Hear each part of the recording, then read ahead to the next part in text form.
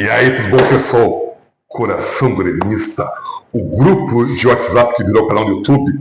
Sou o Chiquezito e ao meu lado o Nildo Júnior. E hoje, só que hoje a gente resolveu falar sobre um jogador histórico do tricolor gaúcho, lá dos anos 30. Né, seu Nildo Júnior? Vamos falar sobre quem?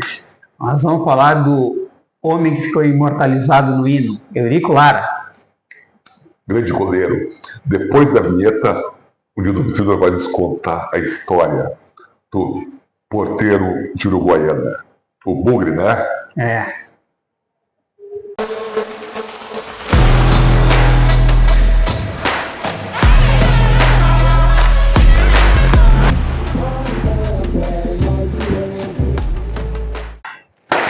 E aí, tudo bom, pessoal? Mas antes do Nildo Júnior começar a falar sobre a biografia do Lara, eu vou pedir você vir aqui no canal, se inscrever, curtir, comentar, compartilhar. E também fazer comentários, né? Faz comentários. E eu vou pedir você assim, comenta aqui na página do YouTube. Não comenta no meu WhatsApp ou no WhatsApp dele. Nem nos nossos grupos. Né? Comenta aqui que isso vocês não sabem a importância que dá para a visualização do YouTube, né? O YouTube, ele verifica tudo. O joinha, os comentários. É a participação que o povo a interação com o vídeo. Com vídeo e espectador. Dito isso, bora pra história do dia, Eurico Lara. Vou te começar perguntando uma coisa. Qual foi a lenda que tu já ouviu falar do Lara? Que ele morreu depois de perder um pênalti batido pelo próprio irmão num Grenada em 35. Essa aí é uma história mais famosa que existe em Porto Alegre. Lenda urbana? Lenda urbana. O Eurico, aqui eu trouxe o nome completo dele hoje. Eurico de Almeida Lara nasceu dia 24 de janeiro de 1897, então ele é 2 séculos mais antigos, né? 1897? É. Ah, e é coreano como eu, 24 de janeiro, 22 de janeiro. Anotaram aí, 22 de janeiro. Aí, morreu em 6 de novembro de 35, aos 38 anos. Já ia fazer 39. Tinha 1,91 m de altura e 83 quilos. E daí, pesquisando, aí eu descobri que ele jogou como ponteiro esquerdo antes de virar goleiro. Ele era militar, ele servia num quartel em Uruguaiana. Fronteira com a Argentina, né? Fronteira com a Argentina, ele é fronteiriço, filho de duplo chapa, né? Duplo chapa, né? Se dizem. Ele era mestiço, né? Ele era bem mestiço, bem bugrizão, assim. É mais uma das teorias aí que os colados dizem que não teve jogador de pele escura antes dos anos 50. A gente falou dos mostradeiros aqui, né? Lara. E daí tem a história de que teve um jogador do Grêmio do período, que era Máximo, que ele também era dirigente. O Máximo disse que foi a Uruguaiana e descobriu que existia um goleiro que quando ele jogava o seu time não perdia. Não tomava gol, na verdade, até dizia. E então foram buscar o Lara, que era o goleiro que estava lá. E como ele era militar, o Lara não quis vir para Porto Alegre de primeiro, assim, porque era muito longe e tudo, né? Aí ele se trancou dentro do quartel que ele servia, simulando uma gripe, alguma coisa assim, para não sair, não poder sair de Uruguaiana. Mas o Grêmio acaba convencendo ele e transfere ele para um quartel aqui em Porto Alegre. Então ele continuou militar e é jogador do Grêmio. Daí passou a ser jogador do Grêmio. Isso foi em 1920. Ele tinha 23 anos. Já tinha 23 anos. Tá? Ele passa a ser servidor do quartel que hoje é a primeira divisão de levantamento. Na época tinha um outro nome. Na época tinha o nome de Carta Geral de Porto Alegre. Fazia os mapas da região. Sim. Fazia levantamento. Fica onde esse quartel, posso perguntar? Não é pegadinha? Não, ele fica hoje ele fica na Cleveland, o nome da rua, que é ali no Morro Santa Teresa, no finalzão da rua. Mas não sei se na época ele era lá, provavelmente não, porque a maioria dos quartéis em Porto Alegre eram no centro na época. Sim. O Lara, então, ele passa a ser goleiro do Grêmio E logo em seguida já conquista todo mundo, porque ele era um goleiro excepcional mesmo. E daí, na década de 20 ainda, tem um jogo do Seleção Paulista e Seleção Gaúcha, que ele defende as cores do Rio Grande do Sul, e ele era muito desengonçado, ele era magrão, alto, e... Muito alto para aquela época, né? Naquela época, inclusive, né? E o pessoal achava estranho o jeito dele, desengonçado, de ser e tudo, e brincava, sacaneava muito ele. E a Seleção Paulista, na época, tinha um jogador chamado Friedenreich, tá. que era o Pelé da época, né? Metia gol em tudo que era jogo. Paulistano, jogava paulistano, né? Na época era paulistano.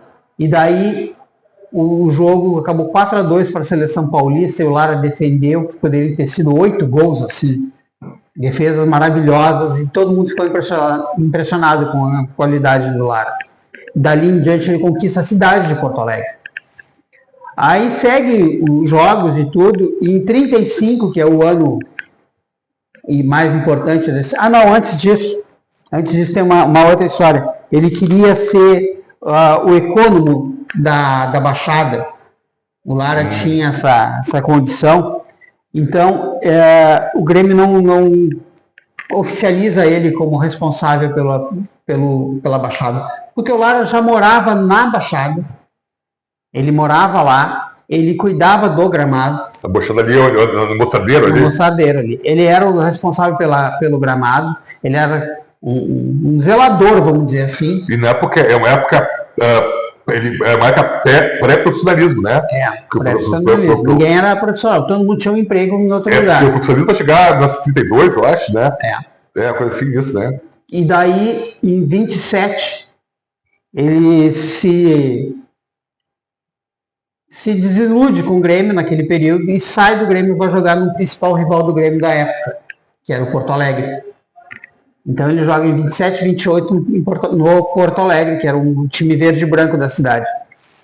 O Lara enfrenta o Grêmio 3 vezes no período e toma 13 gols. E a última é de 6-1. E daí aquela última acaba com a fase dele fora do Grêmio, ele volta para jogar no Grêmio em 28. Aí em 29 em diante ele... Eu não sabia disso, dessa história, que ele tinha jogado em outro time, no Tricolor. Aí ele joga, então, a partir de 29 até 35 de novo no Grêmio, sempre como titular. Em 35 tem um outro confronto. Mas ele, por exemplo, em 30 teve a primeira Copa do Mundo no Uruguai, e ele nem foi cogitado, né? Não. Na época não se tinha, era só o Rio São Paulo. A seleção brasileira é praticamente Rio e São Paulo. Tem um gaúcho na seleção de 30 que já jogava em São Paulo, no Rio de Janeiro. É jogador do Flamengo, se eu não me engano. Não lembro o nome dele, mas já era o único que tinha. Tanto que o primeiro jogador gaúcho convocado por uma seleção brasileira é o Pastoriza, não, Poxa, eu não vou lembrar agora o nome dele, mas é parecido com Pastoriza, o nome dele. Ele era jogador do Brasil de Pelotas, ele é convocado em 1919 para a Copa América daquele ano. Que foi no Rio de Janeiro. Mas voltando então ao Lara, o Lara enfrenta em 35 o Grêmio, faz um jogo contra o Santos na Baixada, com o Friedenreich no Santos. E daí tem de novo essa história, porque a lenda também conta que foi o Friedenreich que bateu o pênalti. Tem essa outra versão da lenda, né? Mas na verdade não teve nada disso, não teve nem pênalti no jogo. O que aconteceu foi o seguinte: o Santos tinha um jogador chamado Mário Seixas, que era atacante também, e ele vai numa disputa de bola com o Lara e acaba acertando o Lara no peito. É um joelhaço, um chute, não sei exatamente o que foi. E o Lara não consegue continuar no jogo, é substituído. E daí o Lara vai fazer exames médicos e descobre que ele tem problema cardíaco. E daí ele para de jogar, isso é em maio de 35, ele para de jogar para se recuperar. os médicos aconselham que ele não volte mais ao futebol. Mesmo que naquela época os jogadores não jogavam tanto, né? A gente estava Exato. que eles tinham 38 anos de idade. E naquela época os jogadores paravam não jogavam muito, já chegavam aos 30 anos, né? Normalmente as partidas eram, sei lá, 15 partidas por ano. Às vezes nem isso. Né? E então o Lara ficou um tempo sem jogar, jogou o Chico que era o goleiro do Grêmio na época. Não era eu, os corneteiros. Que era também magro e alto como o Lara. E daí tem um Grenal de setembro, né? O famoso Grenal Farroupilha, porque em 1985 são 100 anos da Revolução Farroupilha. E o Grenal Farroupilha, o Inter chega, olha aí, eles chegam com uma vantagem de 1 ponto para conquistar o título estadino, se eu não me engano. E Sim, né? Estadino, porque na época o estadual era ser o campeão cidadino que ia disputar o estadual, né? É, exato. E daí o Lara resolve jogar o Grenal porque é importante conquistar esse título. E ele entra em campo, ele já sofria também de tuberculose, além do problema cardíaco, ele tinha um problema de tuberculose, ele entra em campo e joga 40 minutos. Aí, aos 40 minutos, ele sai extenuado assim, de campo, ele já não tinha mais a condição física. Deveria fumar também, né? Deveria também fumar muito, né? Todo mundo fumava na época. E ele é carregado pelos jogadores e assiste, ouve, na verdade, o resto do jogo pelo rádio, deitado na sua cama na arquibancada, porque ele já não tinha nem condições de ficar assistindo na beira do gramado. E é um jogo que o Grêmio ganha com um gol do Foguinho e depois outro do Laci. O Grêmio vira em cima deles, dos vermelhos, e conquista então o Grenal Farroupilha. É a última partida do Lara, ele ainda sai da cama dele para comemorar com todos a vitória, participa do jantar, o famoso jantar que se comemora durante 100 anos, esse ano foi 89, então tem mais alguns ainda para ser comemorados. E o Lara, daí em novembro, vamos confirmar a data aqui, 6 de novembro, ele falece. E quando ele é enterrado, é uma comoção na cidade de Porto Alegre. Toda a cidade praticamente para, um comboio pela cidade quando ele é enterrado. É triste o final da carreira dele, mas é um cara que se dedicou muito ao Grêmio e por isso também está homenageado no hino até hoje, no imortal também Lúcio Rodrigues. Certo. Isso aí, então, Lara, Eurico Lara, né, os primeiros tricolores, primeiros jogadores do Grêmio a virar mito, né? Virar lenda, né? Se não o primeiro. É o primeiro, não. É o primeiro que foi eternizado no hino. Depois dele teve a estátua do Renato. A estrela do Everaldo. A estrela do Everaldo. Teve também o Luiz Carvalho, que é o nome do CT. São os jogadores que são mais destacados na história do Grêmio. Certo. Então é isso. Nildo Júnior também é cultura tricolor, nesse canal maravilhoso chamado Coração Gremista. Então, antes de encerrar, você vem aqui, escreve, curte, comenta, compartilha. A gente agradece muito. Deixa no comentário lá se você já conhecia a lenda do Lara. Valeu, pessoal. Até a próxima.